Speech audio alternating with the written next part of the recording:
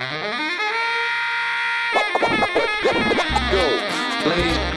and gentlemen, you are now about to witness the journey that is the Lyfe Choyces podcast. Yeah! Welcome back, everybody, to another episode here on the Lyfe Choyces podcast, where we discuss mindset, success, the good and the tough aspects of going after your passions. I'm fortunate today to welcome Lauren Cotten to the stage. Welcome, Lauren. Thank you. I'm excited to be here. Wonderful. So we know each other from, I want to say 2010, maybe At least. earlier. When did Rybovich Marina in West Palm Beach open for dockage? That's a very good question. Yeah. It was a number of years ago, but when Huizinga family bought it 2004-5, I came in late 2005. Okay. So I got into yachting December 2005, really January 2006. Okay. And I joined And when did you get? September 7th, 2008.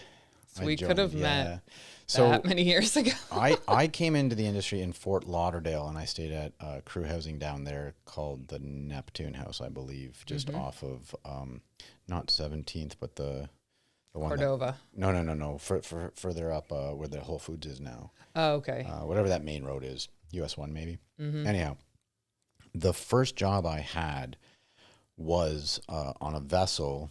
Well, you know, the vessel was on the very first one I was on. That was on the first 9 years. And they were in, before they sold to the family I worked for 9 years, they were in Fisher Island. And it was that September of 2008, that owner had opened up a restaurant up north here somewhere on, I think it might have been up in PJ or something, or Boca. And so we took the boat from Fisher Island up to West Palm Beach, and his best friend, which you know the two guys, met at Rybovich Marina. And this is before any of those new, not even the buildings, but the only unit that was there was the one that you were doing the crew. Yeah. Oh my gosh, the trailer. Yeah, it was just nothing. And most of the docks weren't even done yet. And the only two boats there were these two gentlemen's boats for whatever reason, because I think they might have been friends with or part of whoever had owned it at that time in 2008. And that was my first experience at Rybo. And then I had bounced around from boats for a couple of years and then got back on that boat full time in 2010. And that's when we were docked in Rybovich. And then that's when we met, when you guys used to do the crew Friday nights, I think. And you planned all that stuff. Yeah, that was kind of, they were trying to figure out like how to make a shipyard enjoyable for crew. And coming out of university with a marketing degree, I thought I had the great idea of like starting crew parties and, you know, just hanging with the crew on Friday afternoons. So the owner at the time let me go buy a bunch of beer and get catering. And we thought, hey, let's try this. And now, however many years later, they're still doing it. So they're still doing it. And now, you know, on a grand level. Right? I mean, I don't know, scale. because I don't remember the last time I went to a crew function at the marina, even though over the 15 years I've been coming in and out of port here. Most vessels I work on, their home bases are usually in West Palm Beach. And so I do get to come into port for periods of time.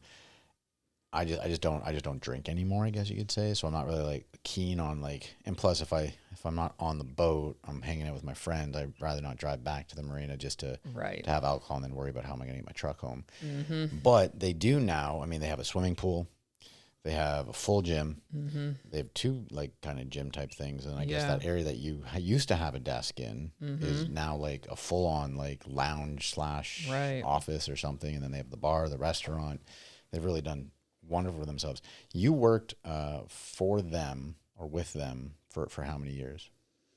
I was with the family 9 years. I was at Rybovich for 6. Okay. And then you were with the family. So the family that bought Rybovich back in 2004-5, the Huizinga family purchased that property, and that's when they put millions of dollars into. Wait, you say you were with that family. Like, what were you? I right after high school started nannying. Okay. They said, do you want to come to the Bahamas for a month of June? And I thought it was better than working in my dad's warehouse. So I mean, sounds proper to me. I'm like, absolutely. sign me up. Yeah. So I started traveling with them in the summers and did that over college, or while I was at university. Then I needed to do a internship for marketing. And so Wayne Jr. had just bought Rybovich, and he said, you know, do you want to go do an internship at the shipyard we just bought and, you know, see where you can do accounting, you can do marketing, try whatever you want and see where you're good.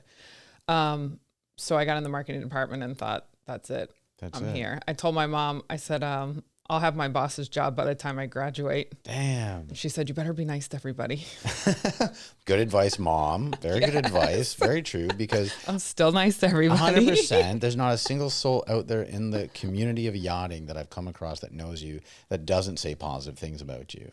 And because you had that job, and obviously many crew, many boats, many captains, I know that you've gone to you've traveled a lot, and most places you go, some random person will say hi to you because you've been so nice to so many people, and all of them are out there in the world. Right. So it just makes your job easier. And that's part of building your own brand, right? Which we can get into. Absolutely.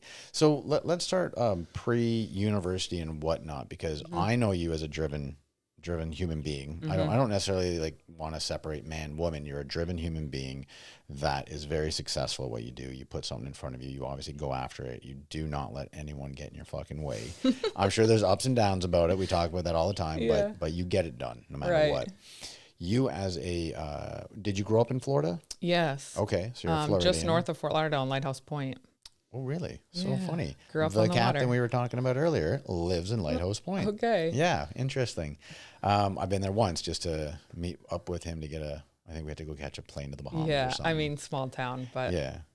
So you grew up in Lighthouse Point. You grew up in South Florida. And what were you like in high school, in your later teens, early 20s? Were you always driven? Did you always have this mindset to accomplish things? Were you a little less focused? Where were you as not an adult yet? But and I always wonder if it's, my parents that drove me, or are you born with this drive, because growing up in high school, you either had to play a varsity sport or get a job was my dad's rule. We didn't have cable TV till my senior of high school, which was quite odd. So we were never allowed to sit around. And so I played varsity sports. We won state championships. Awesome. I was a kid that was up before school, working out, going to school, working out after class, pretty much nonstop. Yeah. What, like you said, it was either that or go work. Right. Yeah. In which we did help. My dad had some businesses, and, in summer, or if there was a time between sports or something like that, we were in the office or his warehouse working. There's never a time that we were sitting around.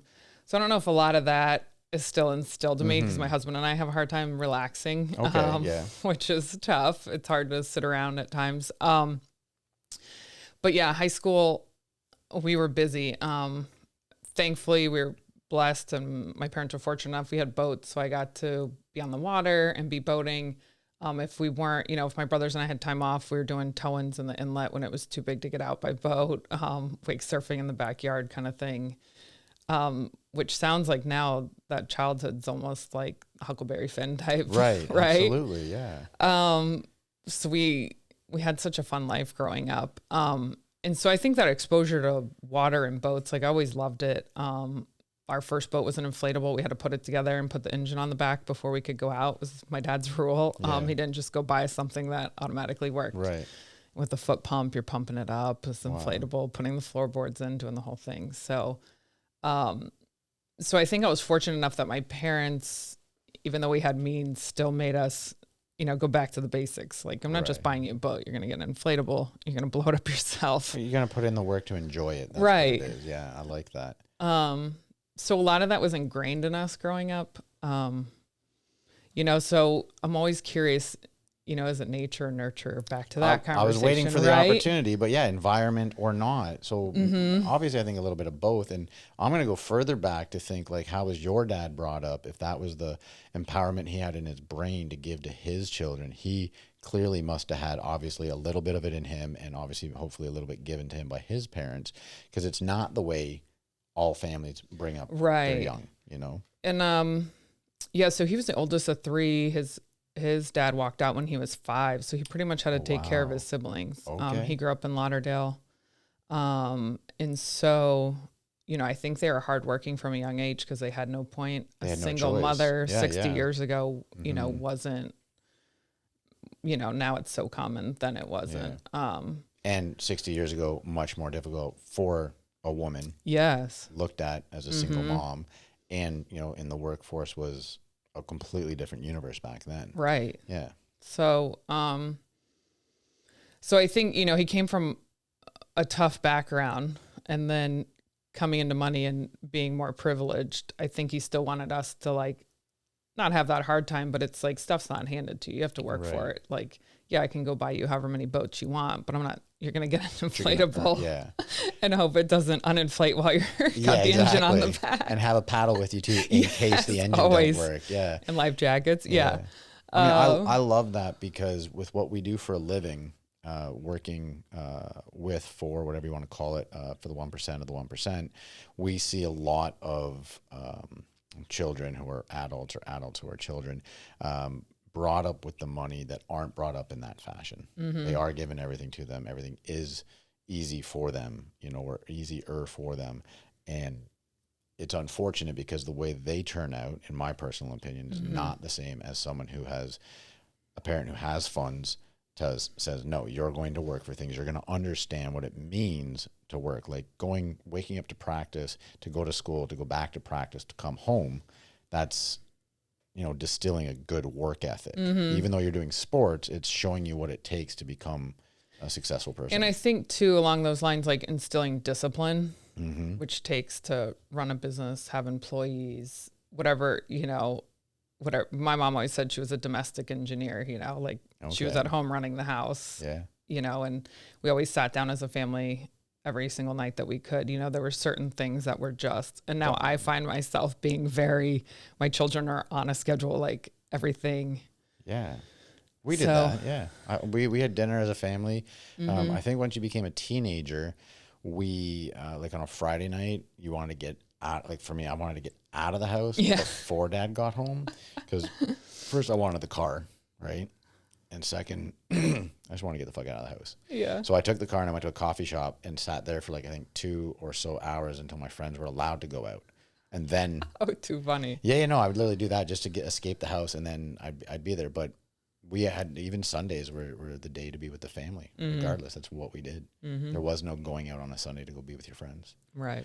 So as a young person, partially environment, and I agree with you, there's something kind of given to you at birth that just kind of gives you this drive. It comes out of us at different stages in our lives. Like I've always said I've been paralyzed by my laziness. So like I've always accomplished a goal when a goal's been put in front of me. Right. But I don't always take all the time that I'm given to do it. You know what I'm saying? Sometimes I wait till the last minute and then I go and I fucking full tilt, just get it done.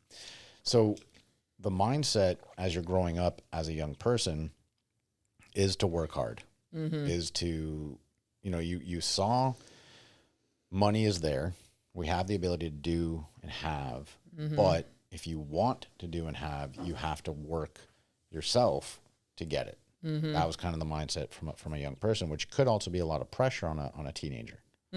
Was there heavy pressure for you after you got out of high school? Like because you went to university, was there like, you have to figure out what you want to do? Was it more nurturing and supportive? How did that go when you graduated high school?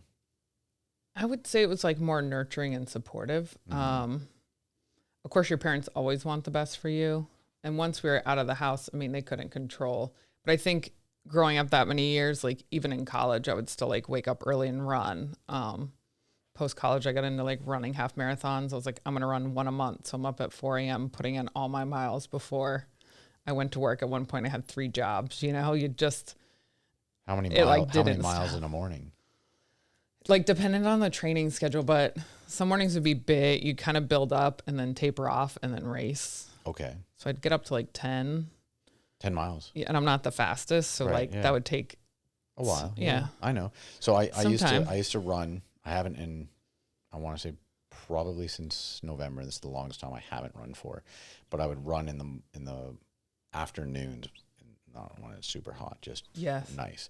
But I would do about 4 to 6 miles, and not the fastest either. I think the best I got down to was like a 9-minute something mile. That's good. Yeah. It's not bad at, 45 years young, it's not a bad, I'm fine with it. Love it. But yeah, it does take, some time when you're starting off. When I go back to running every time, I have to speed walk first for a couple of weeks. Right. You got to build up. Yeah. I can't just go out there right now and run even 1 mile. I'll die. Oh my gosh, my body would. Yeah. I'd fall apart. I woke up this morning completely sore in my elbows and my shoulders because yesterday was chest and tries day. Oh, gosh. And I nailed it. I was like, I had coffee before the gym and I pumped it out. And then this morning I woke up and my arms were like, You're like, what the heck did I do? yeah, right. And it's just like, no, you're older now. Yeah. Young in the head, just the body's wearing out on me. So I understand it takes time. So you would run in the mornings, and you had already decided what you wanted to do in university. So with that internship at Rybovich, I got there, went in the marketing department and decided, I was like, oh, this is where I want to be. And so, like I said, told my mom I'm going to have my boss's job.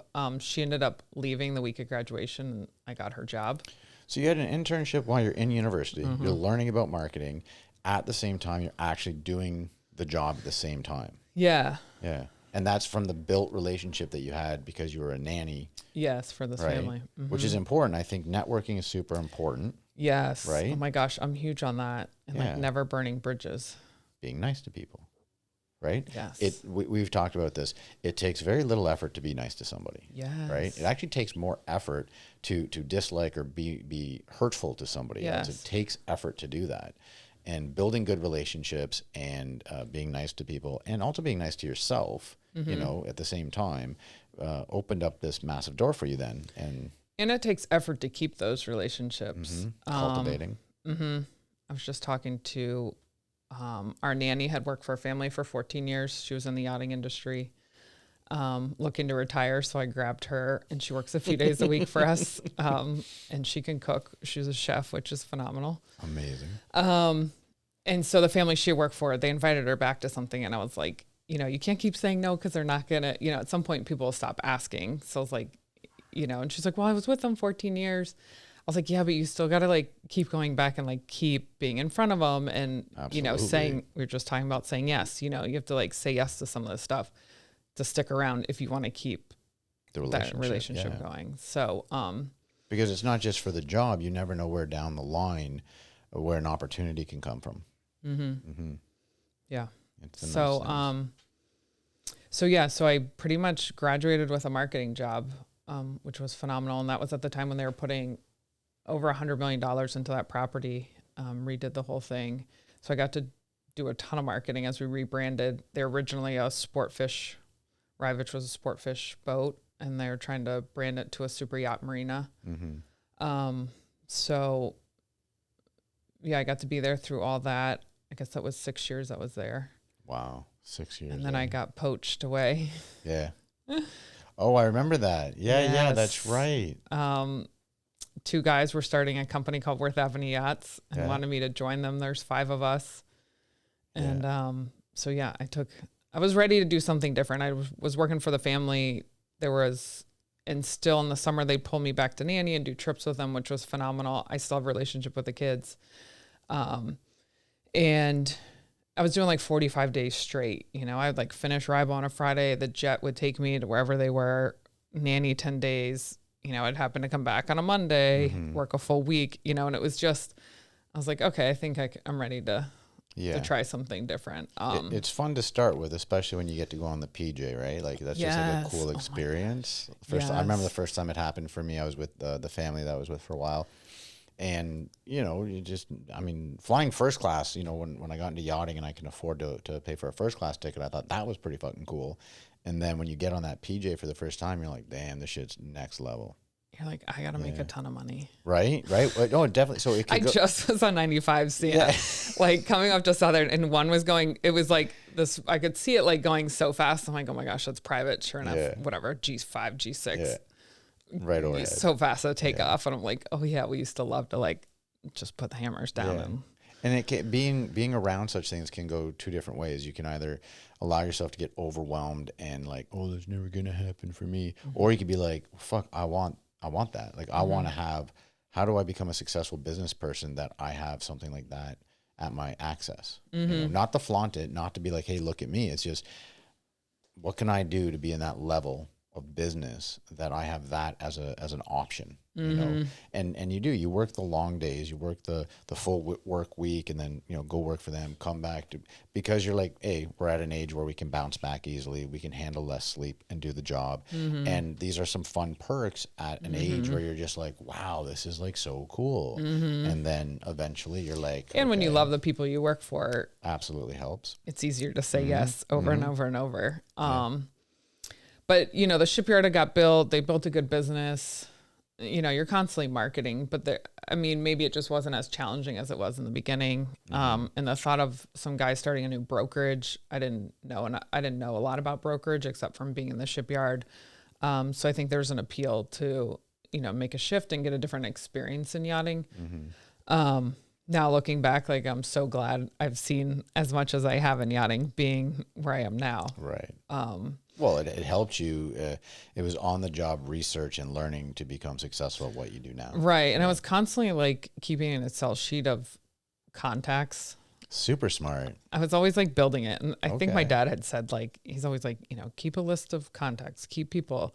My dad's like the ultimate networker. My brother went into finance in New York City, and like he would be at a dinner and like someone would know my dad. Like, my dad just networks like crazy. So, which is a huge blessing. So he always, you know, said like, keep a list. So I kind of, you know, moving between these jobs was always keeping, you know, probably your chef names on there. Absolutely. Right. Yeah, because I'm like, sure. I'm not sure what I'm going to do with all this at some point, but I know I'm meeting all these people. I'm having, you know, building relationships with people. Like, I'll use it at some point. Absolutely. It's super smart. It's like our parents back in the day would have a Rolodex on their desk. Exactly. And it would be like almost every, it wouldn't just necessarily have to be someone that has to do with like their business or whatever, but it's like every single person that they knew was in that. Yes. And a little note. It was like little Yes. business cards with like their name, the number, like a little note about like who they were, what they do and stuff. Yeah. So it's really smart that he actually told you, or like, you know, you realize like, hey, this is a smart thing. I'm going into industries, you know, going to different fields.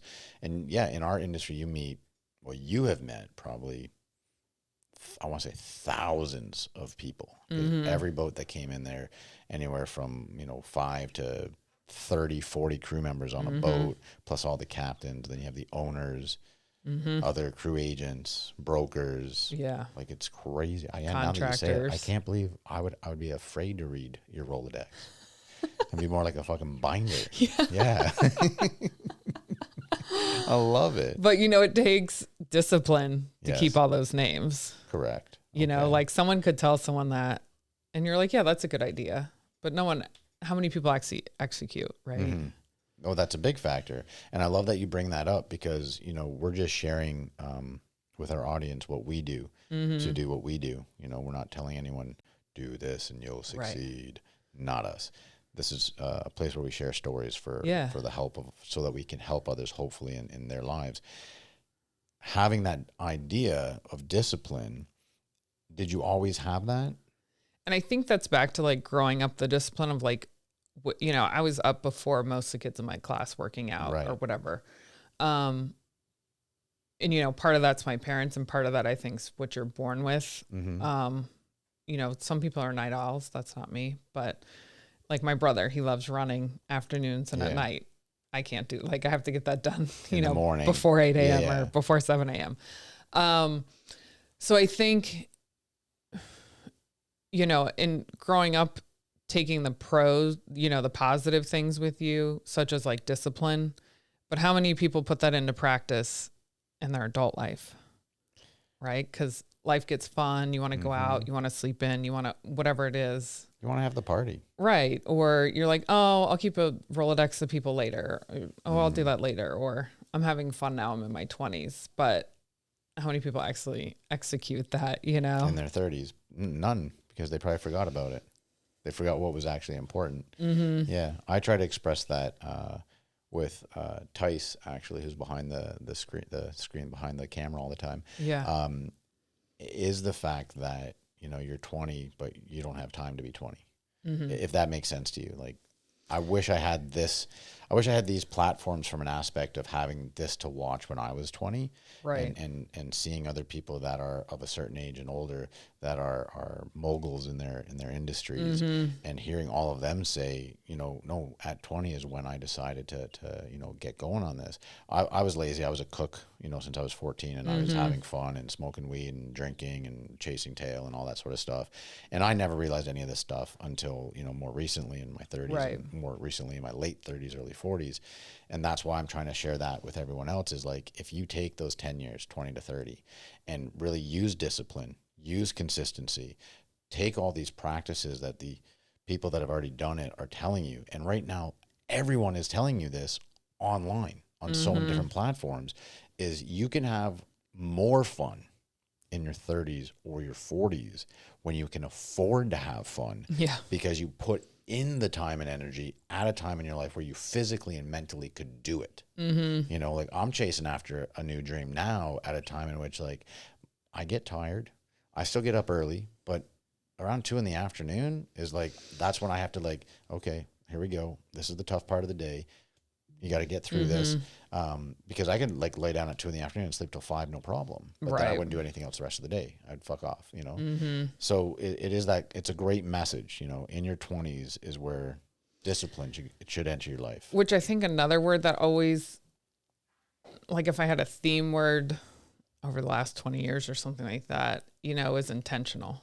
That's huge, that. Yes. and you can constantly use it. Do I wish I was a little more intentional in my 20s? Yes. Maybe I would have been this much further along, turning 40 in 3 weeks. Congratulations. Thank you. You're going to be 40 years young. Yes. That's what we do on this show. I'm 45 years young. Okay. You're going to be 40 years young. Well, I keep saying my 30th, so Okay. I'm thinking I'm young. As long as this is young, like I said, the body does what the body does in time, because of what we did in our 20s. Right. But 40 is still young. Right. You're not even halfway through yet. Yes. Not even. Being intentional, and if it could I have been more intentional in my 20s? Yes. But even I think that's like a theme word that carries on now, having 2 small children, running essentially 3 companies, 2 brands. I have to be so intentional. My time is so limited. With every minute. Yes. Yeah. To the minutes. I mentioned, like, we run our kids on a schedule, like I just have to be so intentional with my time. We're even, bedtime with a newborn's a little difficult. If I get to run down at 8:30, I'd love to go, like, watch a TV show, but no, I'm like prepping, cleaning up from the night, prepping for the morning, like I have to constantly think of, and you have to think about being intentional. Especially if you have goals, I think people that don't have goals and, are lazy, passive, whatever. Complacent.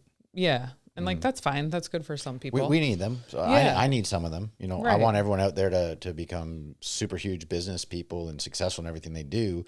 But I also absolutely need those people who just love to sit down and stare at a TV or listen. Yeah. Like, I need them. Otherwise, I wouldn't be successful at doing what I'm doing, because, Right. I wouldn't have an audience.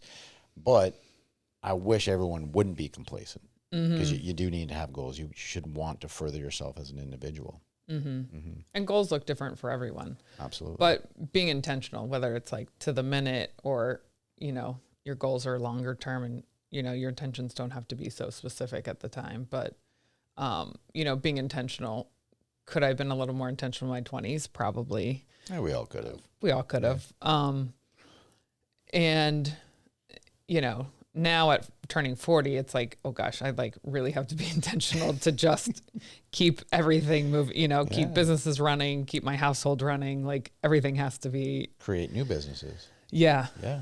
Because you're not done yet. No. You're that kind of driven person where it's like, sure, I'm running 3 businesses, brands, whatever you want to call it. Yes. It's just the beginning. Yes. Yeah. I learned something recently, which is with every aspect of my life, as being strategic and being intentional, which is, I love the fact that you brought that up, is even with my thought process, I have to think strategically, which is not something people can, some people do it automatically, but not everybody. And what I share with everyone is all these little old and new practices that I do, because anything I implement into my life, I consider it a practice. To become a great athlete, you had to practice early morning, you had to practice in the evening. You weren't the best at it. You didn't win state until after you practiced to get there. It's every aspect of my life. I have to practice being intentional. I have to practice being strategic. And that's with like when Tyson and I sit down in the morning or in the afternoon, in between or before podcast sessions, we go over a few little tidbits on like suggestions or what we can do or what have you. And before I have that meeting with him, which usually would be at 9 a.m., I'm having that meeting with him without him on my own at 5 in the morning while I'm either posting stuff for the day or I'm walking my dog. I'm strategically thinking, okay, here are the points I want to make to him. Okay. But I have to understand that he's going to interpret it his way, not my way. So, okay, how am I going to say these points to him? So it's a process and it's a practice. And that comes back to being intentional. You're being intentional with your thoughts. Absolutely. Right? People think you're being intentional with actions, but really it's like every aspect of your life, your thought life. You have to be intentional, you know, where your mind's dwelling. Yes. And like you just gave the example, 5 a.m., you're practicing for the 9 a.m., you know, you're being intentional with your mind and with your thoughts. And I learned these things from various avenues, such as books and the laptop, you know, whether I'm reading a book that talks about it through business or I'm watching a business person through like a YouTube that, you know, talks about these points. And then I'm just like, oh, wow, that makes so sense. Like one of the things was like, this person was expressing that before he went into any meeting, he would discuss in his head or out loud what he was going, like how he was going to attack that meeting. So that when he showed up to the meeting, nothing would come at him that would be a surprise. Like he would even go as far as thinking, how would they respond to my question? How would they respond to my answer? And that's how detailed he got into it in his brain intentionally, so that when he showed up for it, that there wasn't anything that was going to happen that he wasn't going to be ready for. And I thought, that is fucking brilliant. Add the practice. That's what I do. Yeah. So let's go more into how many businesses. And so like, you know, we've gotten through like high school, you were very disciplined, you know, got that from yourself and your father. I love how your mom said she was a domestic engineer. That's a brilliant title. I love that because we talk about this so often about having kids and whatnot, and I don't have any, so I only know the theory behind it. I don't know the practical, but I saw my mom and I saw my dad with 3 of us. It's not easy, you know, and I know how I was as an individual. It's a fucking nightmare sometimes, I'm sure, to deal with a child, let alone a fucking teenager, you know, so I get that. So university, you kind of knew what you were going into. You had the nurturing parents, which was quite nice to like, you know, motivate you to go into that. Your relationships that you built through nannying got you an internship, you know, which then you were very successful through your marketing, brought them up. Without a doubt, you're part of the reason why they then were able to become the big success that they are, which, you know, then they sold to another company. And then, you know, you decided after Worth Avenue Yachts, we'll do a shout out to Worth Avenue Yachts. I knew a couple of them when they came on the boat that I worked on. And then at some point you decided, okay, great working for other people, but I have this Rolodex, this document of all these people I know. What should I do next? What was the thought process there? Right. So making all those friendships, relationships, captains, crew were always asking me like, oh, do you know a deckhand? Do you know a chef? And so it's kind of putting people together. I go back to my dad's ultimate networker. It comes naturally for me to connect the dots for people. So as, you know, captain would call and I knew a chef or, you know, things like that. And so finally someone said like, you know, that's a business. And I'm like, oh, like, what do you mean? You know, like, no, you can make money doing this. I was like, light bulb went off. I'm like, really? Okay. So, and, you know, and being in yachting, I just didn't even know crew agents. Well, right. Cause you didn't start in the industry from a crew member's position, nor were you. I was like on the land-based side. To get a job. Yeah. So, you know, the light bulb went off and I was like, oh, and I like started running numbers and then going back through like people I've placed, which I didn't even realize I was doing. And I'm like, the numbers were huge. Okay. Yep. I'm like, I think I could probably do this. And so, you know, Worth was supportive of me. It wasn't something they wanted to do in house. I still have a great relationship with them. Okay. Which is why you never burn bridges. Absolutely. And so when we just met this morning, you're talking about, finances and spending and stuff. And so going into new venture, someone smart, intentional scales it back, So I went, got a roommate, got a lease on a car that I knew I could bartend in a night. If this didn't work, I can make a car payment, bartend another night, make my, insurance payment. Absolutely. Just kind of like really scaled it back and was like, all right, I'm going to figure this out. And really, maybe it only took a week or two to start invoicing. Wow. I'm very fortunate that, that worked out that way for me. I know that's not the case for everybody. Right. And then I hustled hard for like those first few years were really hard. I gave up a lot of social life because I would just be working constantly. I hear you on that. I was working out of my bedroom at the time when I started this. And so I just, and I think a lot of people think of what success is or like, oh, they want to be successful. And like, that's a great idea. But like, the show, a lot of it, you talk about like putting stuff into practice.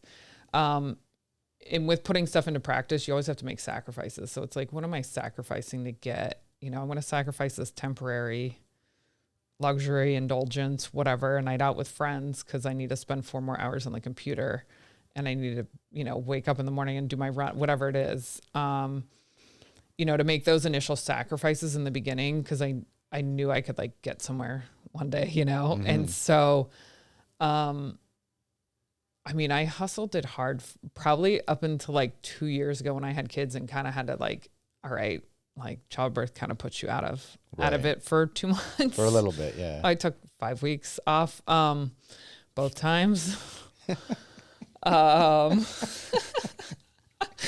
I'm picturing Matt at home right now with like there was a movie called Mr. Mom, I think it was, with Michael Keaton. Daddy daycare. Yeah, I'm just picturing Matt right now with like everything just all strapped to him basically. Man, that's a whole nother subject about finding a good teammate is what I tell people. Anyway, I hustled really hard those years, making sacrifices in the beginning, doing things that were uncomfortable. They didn't feel like doing. Did I want to be at a crew party every Friday night, like pouring free beer? Probably not, like after a few, like some of that stuff just gets old, but like you knew you're going somewhere and you just like keep doing it. And like eventually something's going to hit, you know? You were going after prolonged gratification. Yeah. Yeah. Which I think people don't always, I don't have good patience, so I'm not the best at that, but it takes patience or like, I can like see a vision, and this is where my husband and I got into real estate and houses. We buy distressed properties, and even the house, our primary we live in now, the last remodel was like 1983, the year I was born. And so my mom had come through and she's like, does this give you anxiety? Like, are you okay with moving in here? And it was clean. It was just old. And I'm like, yeah, cause I can see what I can see the vision. So like, I'm fine. I'm down to, oh my gosh. We did the renovation on that house when I was pregnant with the first, and the contractors kept pushing our move back in date. And I'm pregnant, and it was like December, January, and there's like no Airbnbs to rent. And we moved around. We moved 5 times in that remodel. Wow. Yeah. And kicked the contractors out 2 days before I went to the hospital. Anyway, that's another story. Yeah. Wow. But you had to see the vision. I was like, I know my house is going to be nice. And it's gorgeous now, I'm sure. Right? Yeah. And now like every day I'm like, oh, I freaking love this house. Nice. That was worth it. I mean, we like rented on a 3rd story walk up. Yeah. Like pregnant with 2 dogs. What was I thinking? Wow. But look where you are now. Yeah. That's so you the do whole those point. things. Yeah. I mean, starting something new is scary. Scaling down is definitely something that one has to do. I was renting a house that was 3-bedroom, 2.5 bath, lake view. And I work on a boat, so I'm not even always here.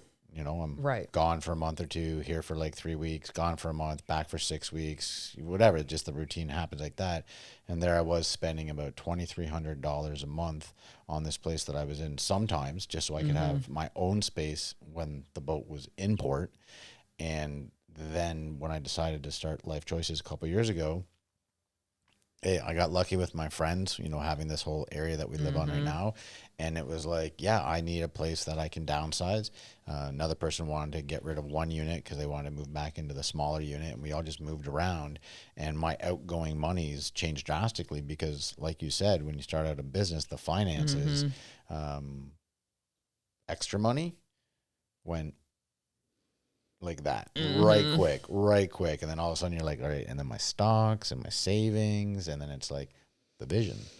That's what I'm waiting for. I'm enjoying the process right now because I'm having so much fun. And I know what's going to come to me in time. Right. And I love how you kind of like express that. It's not about anything more than the vision. It's going after that.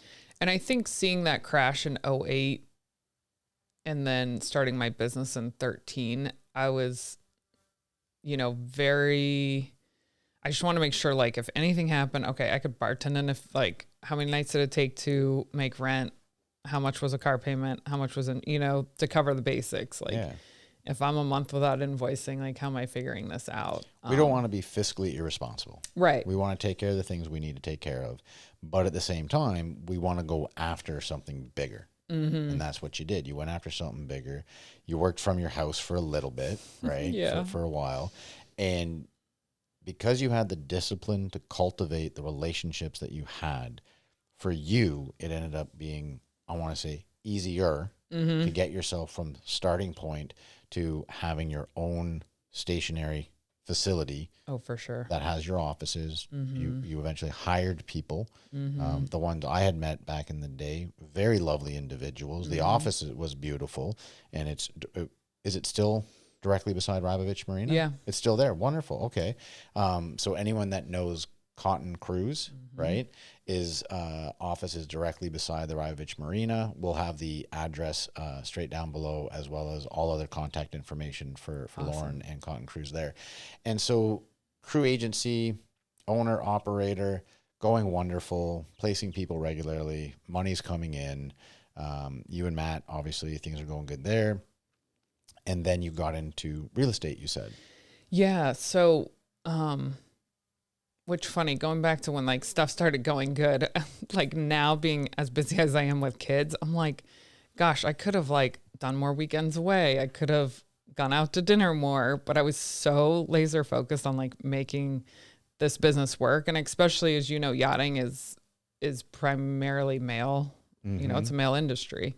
So being female, I felt, you know, I had even more to prove to like make this work. And so now looking back is like having to do bedtime and all this stuff. I'm like, gosh, in the beginning, I like definitely could have done a few more trips or like done a few more things, but I was so disciplined and like, I just wouldn't allow myself to like ever let up. Right. But like you mentioned not too long ago, sacrifice. Yes.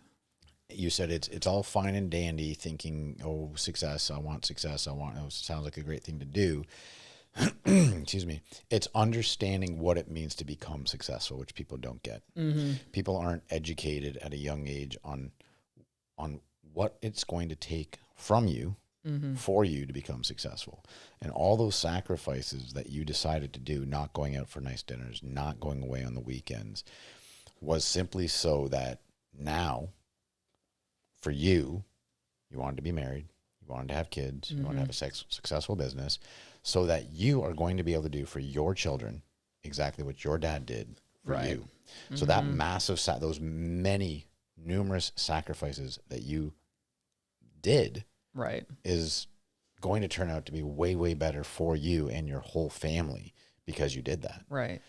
And I think as we evolve, like you're constantly sacrificing. I think, you know, in the beginning, depends on where you are in business. In the beginning, I think those sacrifices seem huge. You're having to make big ones to like jump those beginning hurdles. Now in the stage of life we're in, like we're constantly making, you know, you're always making sacrifices. Absolutely. I think the scale of those change, you know, whether they're big or small. What do those look like? That's constantly changing. But to push yourself forward, you're like constantly sacrificing something. Absolutely. Whether it's sleep or an opportunity, way of life. I mean, this is an excellent segue into work-life balance. Oh gosh, is that a thing?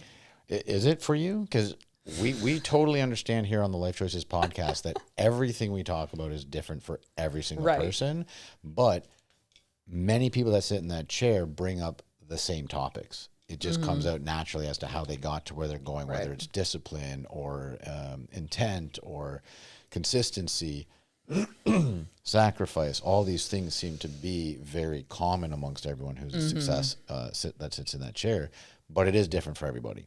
Some people say that they've always put a lot of intent, effort into finding that work-life balance. More say that now that they are successful, they're aware of how it's more important, because before they were all work and didn't balance anything else, but they had a partner that understood that what they were doing meant this unbalance right now. So for you, I mean, you made what a happens joke, if you marry a partner that's more a harder worker than you? I don't know what happens. Tell me. Then there is no work-life balance. Work-life balance. But you guys meet up at home eventually at some point, Yes, right? yeah, we do. Yeah, and like talking about success, like I guess the question is like, am I successful now? I think success is always determined in, in the other person's eyes. This person might see me successful, someone else might not, I take it down going to back to how I feel. Right. That's how and how success is measured is different case to case, person to person. Unfortunately, how society defines success, I don't agree with, because especially with where we are in this area, success is definitely defined as, and some people will make fun of me, but success is defined by how much money you make. And that's fine if that's the way you look at it. I look at it, and I've said this many times, I look at success being, when I go to bed at night, am I happy? Do I know that what I did today was good for me, for others? And can I fall asleep feeling good about myself? That's what I think success is for me. Now, work-life balance and what is successful is different for everybody. So do you find that when you were younger, you had a better work, because you've been busy forever. You have not been busy. Yeah. So have you felt that you've ever had a balance, or one's just kind of outweighed the other? I don't think I've had a balance, but I don't know that I've wanted one. Okay. I like this. Because like in any, like you just never arrive, right? Like at what point am I like, oh, my business has arrived, I'm going to like sit back, I'm going to go to Louis Vuitton and like buy stuff. Like Not in you. No, you can't, like you're never arriving. And someone gave me that marriage advice, right? Like you don't just like go down the altar and like you've arrived, you're here. Right. It's going to work. Like, nah, hell no. No, it's 100%. Yeah. Every day. Yeah. Both have to, it's not 50-50, it's 100-100. Yeah. Same thing with your business, like, and if you have that mindset, like you're never just going to like arrive. Like I'm not sitting back, we do need time off. Right. You need to rest. Yeah. You need rest. You need to have mental health. Mental health is important. But I feel like, if we take a trip, we're like going somewhere yachts are, or like organizing dinners, or possible work could get done. Yeah. There's yes, hon, let's go on a vacation, but can we go to this marina pool hotel thing? I might be able to do you get want to do the Monaco yacht show? We need to get business cards out. I have these meetings. I love it. I love that. But I'll drag you with me. Yeah. But you're going to fun places regardless. Yes. They're still fun. They're still beautiful. A lot of high energy, no matter what. We're not going to Kansas City. Right. Okay. Well, nothing wrong with Kansas City. Nothing wrong. No, I haven't been there. I was just trying to think like middle of nowhere. We're going to. I don't know. I was trying to think. You got a map behind you. Like you said it. We can't see that far. Yeah, no, not at all. So the thing is work-life balance, some have it, some don't.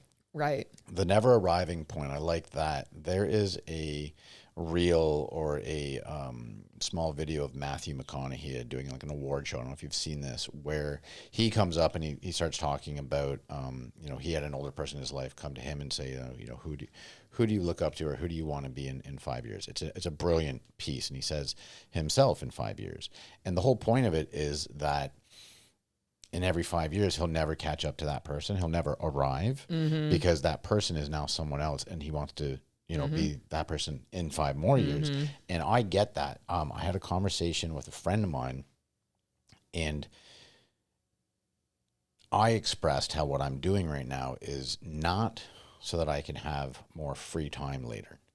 I want to be busier than I am now. And it wasn't received in the same way, because it was like, oh, but I'm trying to work so that I can just like, I want to make as much money as I can now so I don't have to do anything later. I get that. We all want more money so that life can be easier for us. It's not easy. It's easier. You're easier to deal with adversity. It's easier to deal with problems when you have more money. But I, in essence, don't ever want to arrive from the aspect of, I don't want to stop working. Right. I want to do this forever. I want to be able to help motivate, help inspire, help share, help connect people with other successful people, so that I want to be on the move. I love traveling. I love being on the move. I love waking up early. I love getting like so many things done in a day. I would lose my mind if I had to just sit and do nothing day after day, even though having all the money in the world. Right. I couldn't do it.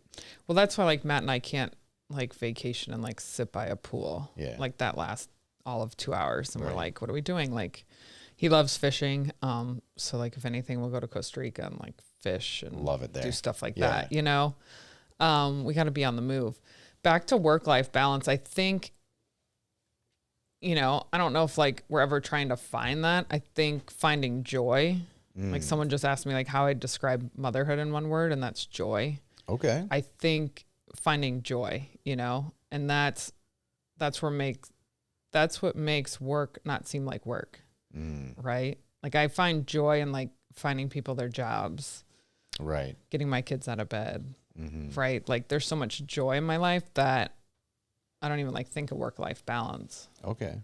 Because it doesn't seem like work for you. Right. It's not like you're going to an office and sitting in a cubicle and you have to do this mundane type stuff, which I apologize for anyone out there that does. It's a choice. You find joy in everything that you do. So therefore, every day just seems like I'm just having a fun life. I love it because is it your Instagram name, or is it like you post often like, is this work, or That's my husband. oh, is that Matt? Yeah. I fucking love that. What is it that he puts? Am I working or traveling? Right. Yeah. When we got married, 2018, I think we did 36 cities that year. Wow. Europe twice. Gosh, we went everywhere. Yeah. And so people are always like, are you working? Are you traveling? You know? And we're like, well, we like travel for work. So, Absolutely. So that's where like Must have it a came wonderful Air Miles credit card out there. Yeah. For sure. Right? Like fucking Lots of points, points. baby. Hey, we got more points. We can have a free flight. Yeah. What boat show are we going to for vacation? Yeah. We got more work to do. Let's go. Where are we going? What can we do? So, crew agency, Cotton Cruise. Management company is called? it's under Cotton Management Okay, Company is what okay, we call it. But okay. we brand it all under Cotton Cruise because most of the crew know Right. Cotton Crew. Yeah, an umbrella company, and then it's. But like we've got them subsidiary. separate. Yeah, and for then all those different reasons. And then you have the crew housing, which is under the management, or Yeah, that's under management. And then our Okay. Airbnbs we've got under like another. completely separate. Mm-hmm. Now, just real quick, is Airbnb? Are they able to contact you directly, or they have to go through the site? Right? They have to they cannot. They have to go through the site, but we now post on like VRBO and like all those other things. Okay, so there's other platforms that people can like. Hey, And then now I guess there's like a big, and this is Matt's realm, but there's like an even bigger like overseer. So when you have it on all those platforms, like something manages all those calendars. So like oh, perfect. they don't overbook overlap. and things like that. Right. So like with Airbnb, if I'm not mistaken, you have to search through it with certain settings in order to find a place. But if you have a friend in New York City and, you know, like, or not even that, like if someone just finds out like, I don't know what you call it, Sunnyside house number 3, you know, like how would someone find that if they have to go through Airbnb? They can't type in the name of it. Oh, I think you can put can in a you now? name. Okay. And then I think your rate, like Matt has the ratings. and yeah, stuff. from other Okay. reviews. So that's why Right. you're like constantly like trying to improve, and we're always looking at like doing different things and Right. Suggestions and Yeah. stuff for your clientele. so we get like the reviews. Okay, so there's a lot going on. All about the review life, yeah. Absolutely, everything is. Yeah. That's why I want you to leave comments, Yeah. comments and reviews. And reviews. Yeah. But so we have those 3 entities right now. And then 2 children. Yeah. Okay. There's not going to be any 2 littles. There's not going to be any socials for the children. Not allowed to come find them. Yeah. But we can find. I'll get all of the socials from you that people can contact if they're looking to become a crew member. How to get in contact with the agency. If they're looking for whether or not it's an Airbnb or maybe on one of the other platforms, we can have something down below here in the description. And then if someone who owns a house is looking for a house management company. Yeah. And then just Matt housing. got his real estate license just to do our deals, but now we get calls Oh, lovely. for that. Okay. I think he did that May last year. Congratulations, Matt. Yeah. Yeah. I think, we had You spent gotta- a chunk of change, and yeah. Matt's like, we should probably like do these through ourselves. So Well, plus Matt, you gotta start upping it here because we got Miss Success over here, so you gotta let's light the fire under you, buddy. Come on, get some work done. throw a few more things on his plate. Let's go. So what we're gonna do is I'll get all the socials from you, and as you can see right now, down below is everything that you would need to contact Lauren Cotten here on any of the aspects that we've talked about today. Thank you very much. I love being on Lyfe Choices. Oh, thank you. I mean, there's so many it. life choices to make to end up successful on whatever that looks like. And in time, when you have more endeavors and you keep going, we'll sit down and talk again. And next time, if you want, we can bring Matt as well and put him in the hot seat. Oh my God. Yeah, he would have a whole nother round of. Yeah, he'd be a good one. Oh, well, I'll have him separately, and then I'll have the 2 of you together. We'll do that. It'll almost be like a dating TV show from back in the day. Yes. Because I have a whole other setup for a third party, which is nice. I haven't used it yet, so we'll have that happen. But thank you so much for coming by. It was an absolute pleasure. I love talking to you. As always, the time flies when you're having a good conversation. You don't even notice it. Yeah. And we got lucky that my friend Cameron, who owns Hellbent Custom Garage, shout out, didn't make too much noise doing his welding next door to us. So that was awesome. For everyone out there that's been watching every week, I want to thank you for all the support that you've been giving us. I appreciate it. I love seeing our following in our community build every week that we post. If you're new to watching the Lyfe Choices podcast, please don't forget to scroll on down and hit subscribe, hit the bell to get notified when we have a new episode. You can find us on multiple of audio platforms as well, which will be down below in this description as well. As always, thank you so much for coming out and listening and watching to what we do here on the Lyfe Choices podcast. And we look forward to seeing you next week here again on the Lyfe Choices podcast. Much love, everybody. Ladies and gentlemen, you are now about The Journey, Life Choices podcast.